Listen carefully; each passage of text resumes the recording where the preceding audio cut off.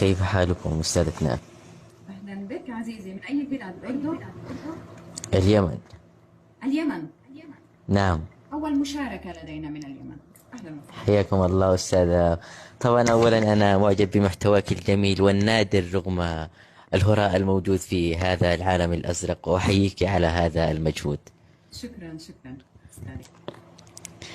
لدي طبعا مشاركة، ومغزى مشاركتي هو أن أسمع ملاحظاتك ورأيك أيضا. نص من كتابتك. نعم. طيب، أتمنى أن لا يكون النص طويلا. إن شاء الله. إن شاء الله، تفضل. طبعا عنوان القصيدة هو من أنا. مهم. خيال الليل يسكن في رؤاي، وخيل الصمت تصهل في دجايا، صراخ الآه يصخب في فؤادي، وكل الحزن يخلق من أسايا. سؤال كشر الأنياب نحوي، ويسألني بعنف من أنايا.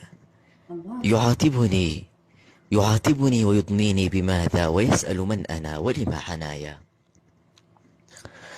يحاول مقتلي ويريد صلبي، فأهرب نحو أحضان المرايا.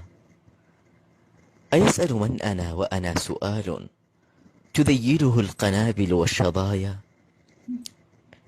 أنا طفل وعمري 1000 عام، وليد غدي وأسكن في صبايا. أفتش داخلي عني فأحبو إلى أمسي، ولا ألقى خطايا. أنا جفن ضناه الدمع نعيا، أنا الطوفان يعبر في حشايا. أنا الموؤود في رمس الأماني، أنا حلم تغازله المنايا. أنا ابن الريح والأمطار أمي، وخلف الغيم تمطرني الحكايا. أنا وطن تؤرقه دموع، جفاف الأرض يسقى من بكايا. أنا لون سماوي حرون، أكابر أن أعيش بلا سمايا.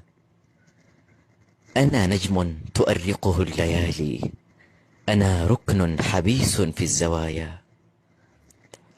أتعرفني لتقرأ صمت بوحي، أتدرك ما تخبئه شفايا.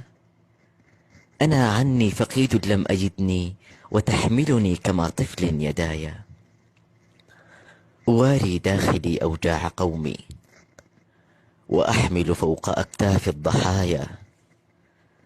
خفافيش المساء تنال صبحا، وصبحي مات حزنا في مسايا. وصبحي مات حزنا في مسايا. بسلامتكم. الله الله، خليك.